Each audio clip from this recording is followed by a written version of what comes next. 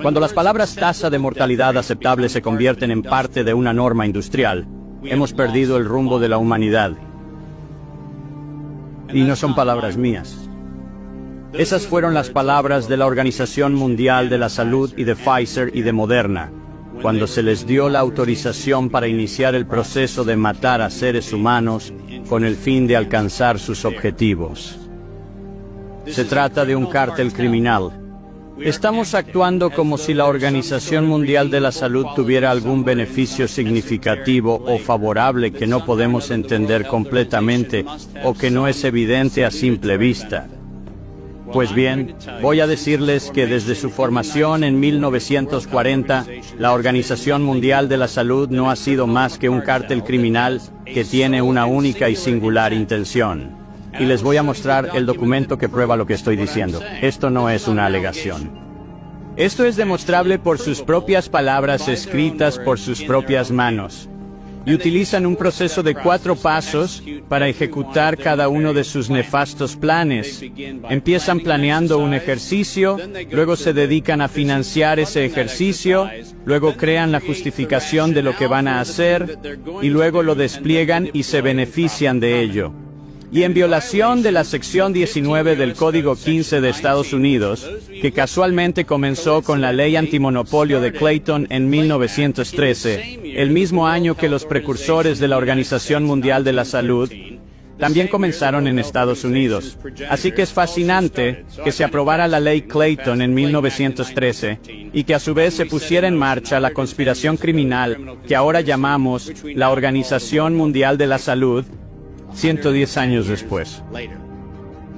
Y en violación de la TFU, el Tratado de Funcionamiento de la Unión Europea, el tratado supuestamente para el funcionamiento de la Unión Europea, que debería ahora ser llamado el Tratado Disfuncional para la Conspiración Europea, el artículo 101 expone claramente las condiciones de que esto nunca fue algo relacionado con la salud pública. Fue una actividad delictiva con el propósito de infundir terror, para adaptar el comportamiento de una población. Y punto. Eso es lo que fue. Eso es lo que siempre fue. Y podemos inventar todos los argumentos teóricos que queramos sobre este asunto. Pero el problema, incluso con la teoría de que tuvimos un brote de algo, es falso por los datos de Zurich que nos muestran que en el año de la pandemia global hubo menos muertes que las reportadas. Y las compañías de seguros de vida pagaron $30.000 millones menos en reclamaciones. Ahora, si hay un profesional médico o un profesional social o cualquier otra persona que quiera debatir, si es que pudiéramos desarrollar un virus suficientemente capaz de averiguar tu cuenta bancaria, los extractos de tu póliza de seguros, y si estás al día en el pago de tus cuotas, eso sería mucho pedir. Resulta que los datos son inequívocos. No tuvimos una pandemia.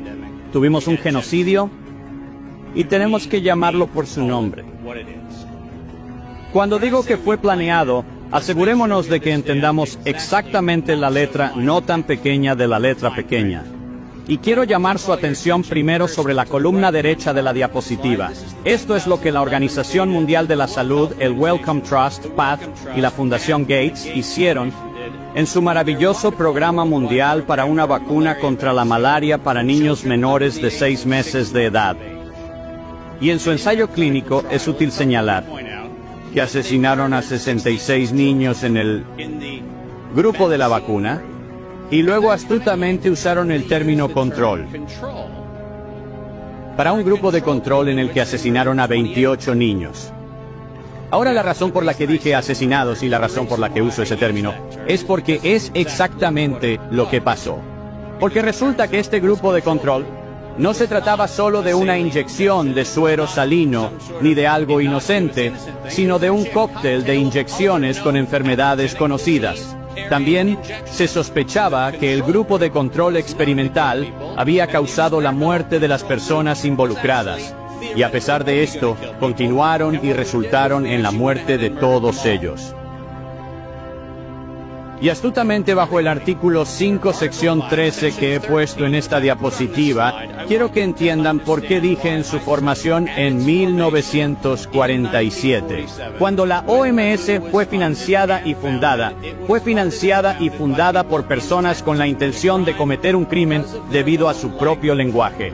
La sección 13 del artículo 5 termina con la siguiente declaración: inmunidad de arresto o detención personal, inmunidad de proceso legal de todo tipo. Ahora, si no tenían la intención de cometer un delito, ¿por qué necesitaron darse a sí mismos permanente y absoluta inmunidad de toda forma de enjuiciamiento y, lo que es peor, incluso de todo tipo de investigación para el enjuiciamiento? La gente pretende que eso es como la inmunidad diplomática. ¿Se dan cuenta de que esto ni siquiera cumple con el estándar de inmunidad diplomática? Esta es una organización criminal que puso en marcha sus propias leyes para protegerse a sí mismos contra crímenes que sabían que iban a cometer. Y cuando digo que lo sabían, quiero decir que eran conscientes de lo que hacían. Porque el doctor René Sant, precursor y fundador de la OMS, quien fue prisionero por los alemanes en Dachau antes de 1940. Y en 1947, misteriosamente junto a la gran organización Rockefeller, fue financiado para fundar la Organización Mundial de la Salud. Y en 5 cortos años, René Sant decidió autorizar por escrito el verdadero propósito de la OMS por el entonces director general Dr. Brock Chisholm, que abogaba por el control de la población como objetivo principal. ¿A alguien le suena esto como salud pública? Esto no es salud pública. Se trata del avance del mismo programa genocida que comenzó con la financiación por parte de la Fundación Carnegie de la Oficina de Eugenesia de Cold Spring Labs en Estados Unidos en 1913 bajo la filantropía de Andrew Carnegie. Gente, dejen de engañarse. Debatimos las hojas del árbol de lo que llamamos esta cosa pandémica, pero no vamos a la raíz. Esta fue una entidad de crimen organizado creada para darse primero inmunidad absoluta y luego ejecutar sus planes para asegurarse de controlar quién vive, quién muere y quién tiene alguna oportunidad en la vida.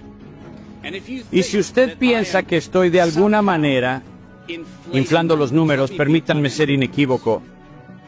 Bajo cualquier tratamiento de disposición fiscal, si te dijera que hay un 88% de participación mayoritaria en cualquier organización, podrías llegar a la conclusión de que eso se suma a una participación mayoritaria. Y resulta que si nos fijamos en las donaciones de la Fundación a la Organización Mundial de la Salud, el 88% de ellas provienen de una sola organización, la Fundación Gates. Eso constituye una violación de todas las leyes competitivistas en Europa y todas las leyes competitivistas en Estados Unidos.